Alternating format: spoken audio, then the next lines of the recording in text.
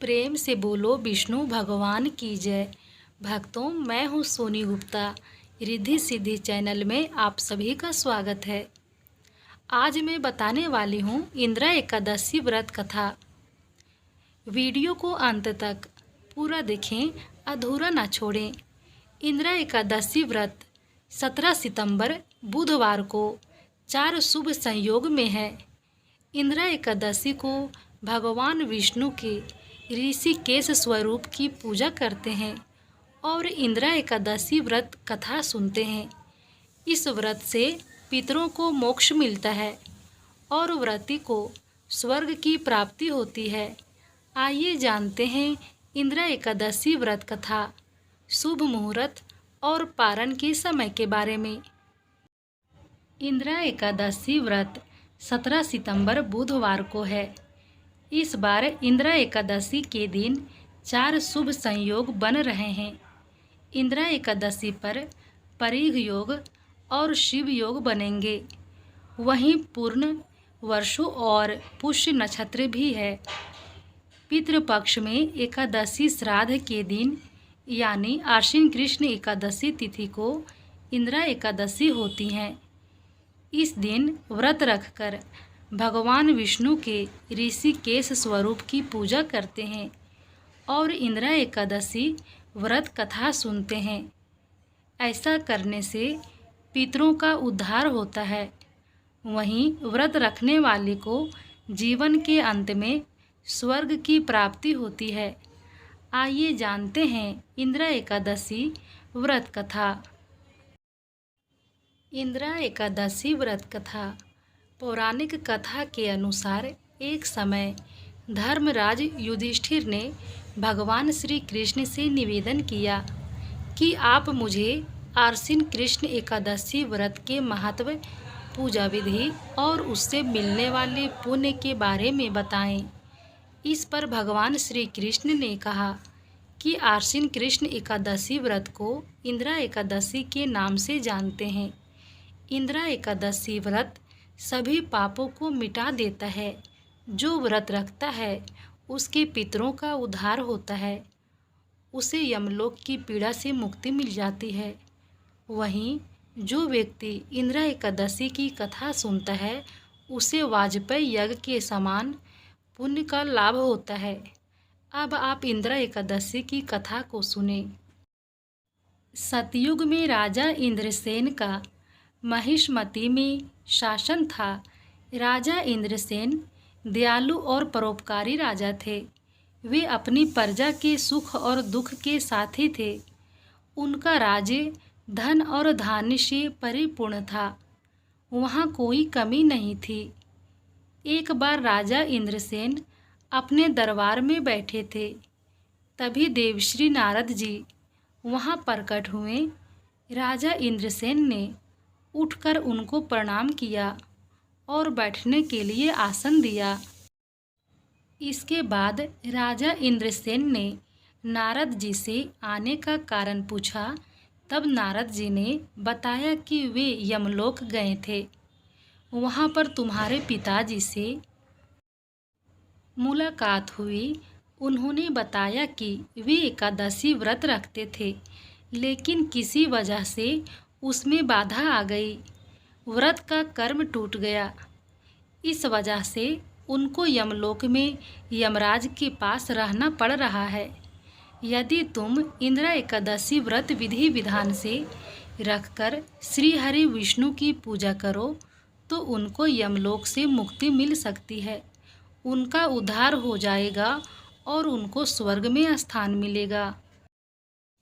ये बातें सुनकर राजा इंद्रसेन ने नारद जी से इंदिरा एकादशी की व्रत विधि विस्तार पूर्वक बताने का निवेदन किया ताकि वे उस अनुसार ही व्रत करके अपने पिताजी का उद्धार करा सके।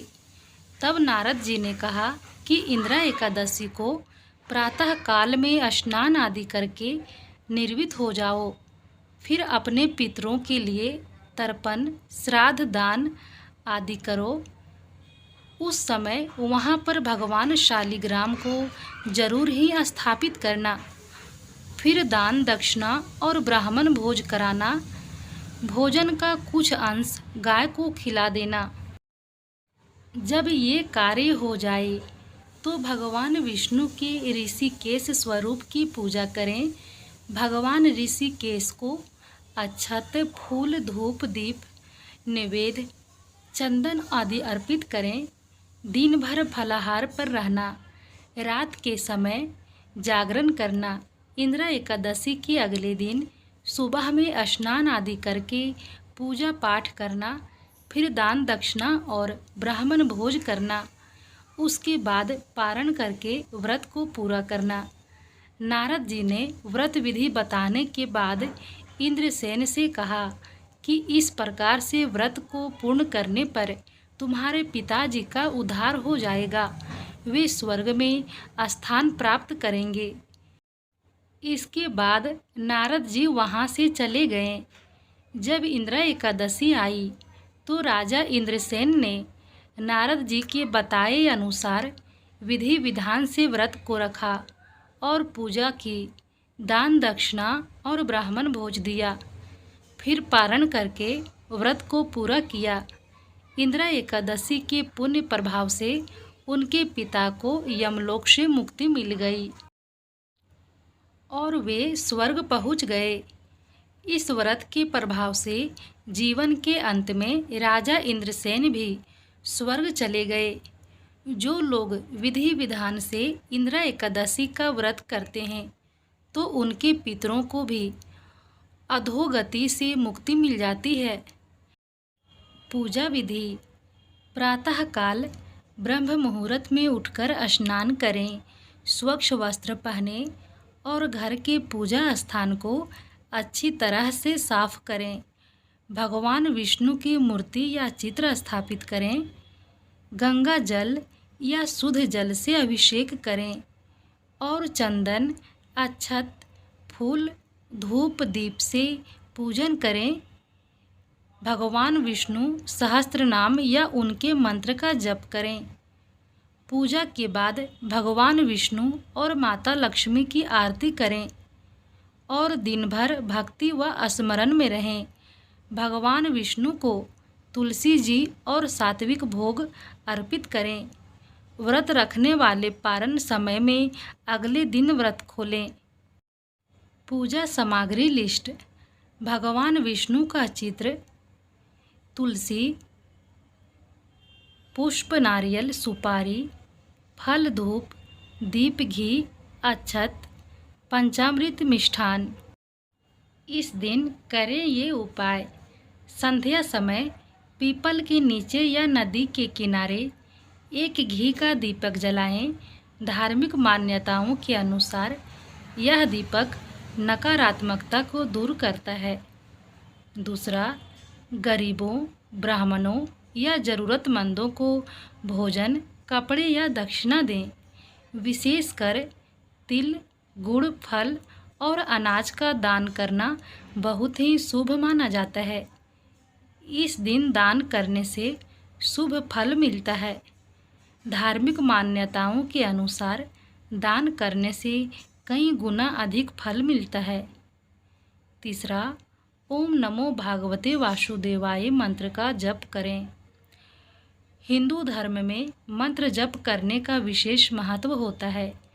जप करने से सभी मनोकामनाएं पूरी हो जाती है। यह वीडियो कैसा लगा कमेंट बॉक्स में ज़रूर ही बताएं। फिर मिलती हूँ नए जानकारी के साथ अगले नेक्स्ट वीडियो में।